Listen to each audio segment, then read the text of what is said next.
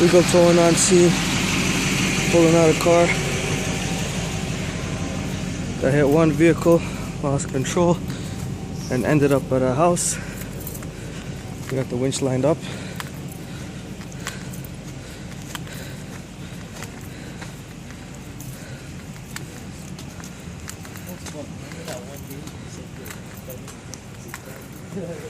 The vehicle that went into the house here. Extensive damage to the front.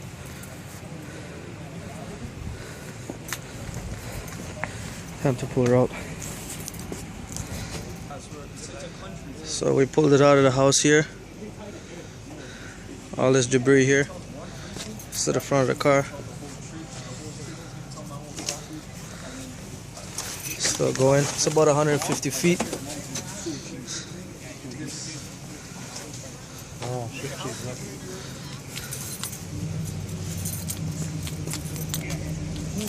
Just got the car down from the hill over there. I'm ready for hooking up. Man, it took a while. But you already know how it is. We're on the grind.